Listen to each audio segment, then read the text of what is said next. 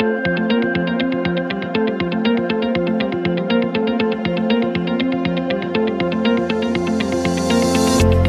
I'm Renata Bernarde, and this is the Job Hunting Podcast, where I interview experts and professionals and discuss issues that are important for job hunters and those who are working to advance their careers.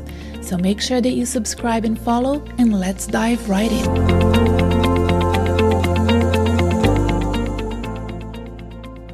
Imagine this situation. You need to find a corporate job as soon as possible, but you are exhausted and feeling completely flat. You have no motivation whatsoever. Or let's say you don't know how to get your job search going. You start job searching, but every time you do that, you quickly give up. Or you may be doing it, but you're not sure you're doing the right things or the important things. And this anxiety starts creeping up and it's affecting your motivation. If you have time for job hunting, but you don't know what to do with that time, and you'd rather be productive than spending time worrying about it, then this episode is for you. Let's get those motivational juices flowing. I'm going to address 8 tips to help you stay focused and motivated. And I also have a final bonus recommendation at the end of the episode that I think is the most important of all. But first, I need to talk to you about my newly updated free resources that I have on my website designed just for you. If you don't know where to start your job search, my free resources can really help you. The Optimized Job Search Workbook and Masterclass are free and designed by me to help you build the best routine that suits your needs, no matter how much or how little time you have.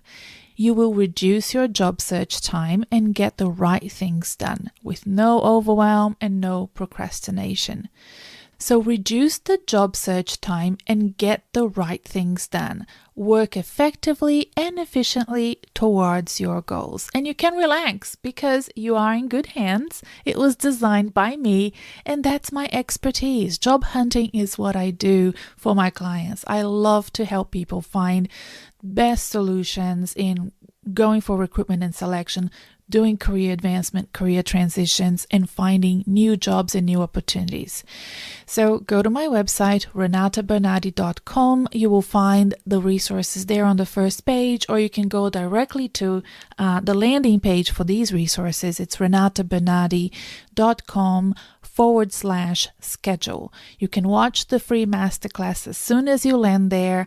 And in the masterclass, I will show you how to use the schedules, and we deep dive into each of the activities in the schedules, and I'll give you extra additional steps for you to accelerate your success if you're ready for it. If you don't want to watch the masterclass, that's fine too. All you need to do is download the workbook with the 3 schedules and get going. We will talk a little bit more about the 3 types of schedules as we discuss how to get motivated to look for work. So as I said, I have 8 tips here for you. And the tip number 1 is this: treat your job hunting as if it was a personal project and not a job hunting project at all. You see, many times I see people saying to put down your goals first. But what I think is that by trying too hard to figure out exactly what you want to do and have your goals all set up, you are actually procrastinating and not really activating what you need to do, which is go out and talk to people. So if you treat this time as a personal project, I think it's more useful, less taxing on you, and more fun to take it a step at a time. And also, I don't want you to feel too concerned about writing down your goals before going to market. I find that many articles that I read and even tiny courses that I find online about how to find the motivation to job hunt, it usually starts with the goal setting. And I don't think that that's a good place to start. I recently read a post from my friend Lynn Kazali, and she wrote a LinkedIn post about this issue specifically. The issue of professionals wanting to know everything in advance of doing things. And this leads to inertia and leads to you procrastinating and trying to be too perfect in your job hunt. The best thing about having this time to look for work is to figure out what's happening in the market. And it's that research, that intelligence, those conversations, and that continuous improvement of your plan that will make your goals much better and crystal clear as time goes by, and not at the beginning of this process when you don't know much at all. Let's be frank, you need to go to market to understand what the market needs and wants. So that's my first tip for you. I will put the link to Lynn Casale's post below so that you can go and read what she said, because I'm not going to speak for her. She is wonderful, and I love the way that she illustrates her posts as well, so you might find that fun. The second tip that I have for you is gamify your project. Create challenges, reward systems, develop and test strategies as you move along with your personal project. This way, it becomes a game, it becomes something interesting and fun for you to do. It's okay to have fun when looking for a job. Job hunting doesn't have to be a drag, okay? So figure out things that you can do at the end of the day or at the end of the week to reward yourself for the steps and the opportunities that you're creating. And I think that that's, a wonderful strategy that worked well for me. And I hope it works well for you too. The third tip that I have is for you to follow and stick to a routine. And that's where the optimized job search schedules can really help with you understanding the time allocations and how much time to spend with each of the tasks that you need to do when you're job searching, organizing them in an optimized fashion during the week or during the day so that you're doing those tasks when they matter most and not, let's say when you can. I see a lot of people doing things late at night or during the weekends, and I find that that's not a very good use of your time, and actually you're not accessing people at the best time if you're posting things on LinkedIn or if you're sending out applications. I believe that there are best times for you to do that, and that's why I wrote the Optimized Job Search workbook and I recorded a masterclass to really tell you what I think are the best schedules for you to follow. And I have 3 versions. I have a full-time job search schedule, a part-time version, and a light version. And this way you can block time in your calendar for the tasks that you need to do.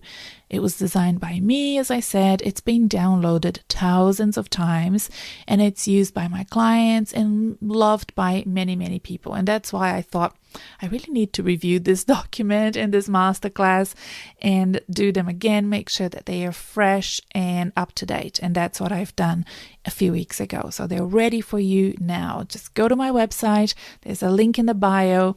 There's a link in the episode show notes, and you can download it and start using it today. Number 4 is fall back or advance your routine as you get more or less motivated. There's no reason for you to be hard on yourself.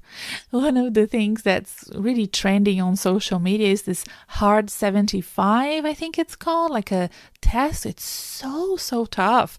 I don't know why people would do that. It's really not me. And I don't think job hunting needs to be anything like that. It's okay to take days off when you need to. And in fact, you should take 2 to 3 days off during the week as well. Job hunting can be really taxing and tough. It's mentally exhausting and emotionally really draining. So days off are really important. So not only those regular weekly days off, like a Saturday and a Sunday, sometimes an extra day off might be what you need as well. But for me, I remember when I was job hunting, I really needed to take a few days or at least 1 day off after a major rejection. And if you're job hunting, you know what I mean. You're really excited about an opportunity, and then you're not called for an interview, or you go for an interview and you don't get the job. the work that you do immediately after that big rejection is really not very productive or effective. You're not going to be optimizing anything at that time. You need time to grieve and to overcome that rejection before you move on in a productive and motivated way. So when I felt I was too invested in a project and the rejection was really hard on me, or even if there wasn't a rejection, but I was just sort of too anxious or there was too much adrenaline in my body, I used to take time off. And you can then come back either in using the light version of my schedule or the part-time version, and then move towards the full-time version. If you haven't been job hunting, or if you have other things that you need to do, let's say you're caring for kids or you're caring for older parents, or you have a full-time job, you can't job hunt full-time, and it's better for you to kind of at least adapt one of my 3 versions to suit your needs. And that's why I designed 3 different versions for you. So that's number 4. Number 5, do the hardest things first. This is a tip that I learned doing it the hard way and over, thinking that I could do the hard thing last. So whatever you know you're procrastinating about, do it first. First thing in the morning, first thing in the week, first thing on your to-do list. I'll give you an example. A lot of people say to me, I really want a job. And then they get a job interview. And because they're busy, because everybody's busy, they think, okay, I'm going to do everything I need to do this week. And then I'm going to prepare for that job interview. That's really not getting your priorities right. I hope you can see that. And it's you procrastinating and not really understanding that the job interview preparation is the most important thing for you to do, and potentially also the hardest thing for you to do. You need to put that first. Your kids will have to eat, scrambled eggs, and there will be no laundry done that week, or you might have to take a few days off work. But that is the most important and the hardest thing that you need to do. Do it first thing in the morning. Do it first thing in the week before anything else, whatever it is. For me, these days, it's exercise. If I don't exercise first thing in the morning, it just doesn't get done. So I need to do it first thing in the morning, even though it's really annoying for me because I want to use that first time in the morning to do some creative thinking or writing. But no, I have to exercise. Number 6, read books or watch movies and documentaries that inspire you. Find inspiration everywhere and not just in nonfiction or industry-specific content. Yes, I think you should read industry-specific content. That's part of the tasks in my optimized job search schedule anyway. But, when you have that downtime and you want to relax, watch something fun, something that is motivational, inspirational. Read something that's really going to drive you and keep you upbeat and high energy. Be careful with the news and even TV series or movies that bring the energy down, that are wonderful movies and great TV series, I get it. But it may not be the right time for you to be watching them. These things do matter, especially if they're the last thing you do before you go to bed. And I want you to be very careful with how you feed your brain as well as how you feed your body. Number 7, I want you to consider including playtime and rest time as part of your routine, not as a reward. So this is really important because I mentioned before gamifying your project and creating reward challenges, and that's really great, but playtime shouldn't be part of the reward. Playtime needs to be part of the schedule. Rest needs to be part of your schedule. You don't want to overdo with your job hunting and then burn out when you have an important meeting coming up, an important job interview coming up. So make that schedule holistic and make play and rest be just as important as job hunting for you. There is an episode of the Job Hunting podcast. It's number 93. The one thing every successful executive has in common. And I'm going to break it to you. It's time. And I think it's important for us to understand that allocating time for everything from job hunting to rest and relaxation and playtime is really important. So if you haven't yet listened to episode 93, do so after this, and there will be a link to it below, or you can just search for it wherever you found this episode. Number 8, bookend your days with a gratitude journal. Now, some of you may find this woo-woo, others will say, yeah, of course, she would say that. It's really great, I've been doing this for years, on and off. Sometimes I take a break from gratitude journals, and that's fine too. But I have a lovely journal. In fact, I'm going to link below the journal that I use because it's so pretty and it's a nice gift, and you might want to give it to yourself or to someone else.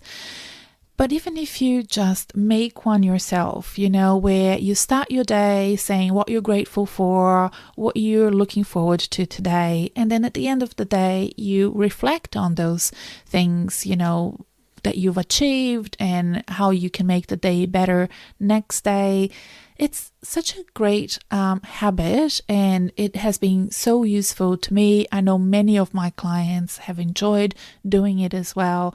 And whenever they stop, they tell me, I need to go back to the gratitude journal. And I'm like, yeah, do that. It's really a lovely thing, and you will feel wonderful by doing it. I really promise you that. So bookend your day, start it and end it with that gratitude journal, and writing it down is more special than thinking about it. So I recommend you write it down. And I promised you my final recommendation would be the most important one, and I truly believe that it is. I want you all to remember that chances are you will be just fine. You are job hunting, and it may be a time of anxiety and uncertainty for you, but be kind to yourself and be careful how you frame this experience and how you interpret the risks, because the risks in your reptile brain are probably telling you that you're going to fight against the big bear and it's making you very anxious. But the truth is, you may be reading too much into this situation and making yourself miserable and unmotivated by how you're explaining this job hunting experience to yourself.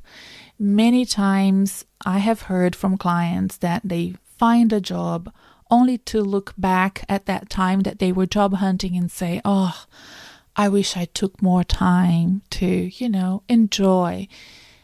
As you know, once you are back in a job, you have no time for anything. It's really busy, especially in that first year when the job is so new and the learning curve is so steep, and it's just as stressful, honestly, than job hunting. And you might regret not enjoying and taking that time to play, to rest, to be grateful, to be inspired, to feel motivated for your career. It is the silver lining of being between jobs, is that time for reflection and really solidifying and crystallizing important things in your life. So be kind to yourself, be careful how you interpret this period that you're job hunting, and remember that you will be just fine. This is all for now, folks. I look forward to seeing you all here again, listening to the next episode. Bye for now. And don't forget, subscribe, follow this podcast. If you have time and you can give me a gift, please review this podcast. Give it a 5-star review and a ranking. I would love, love, love that from you.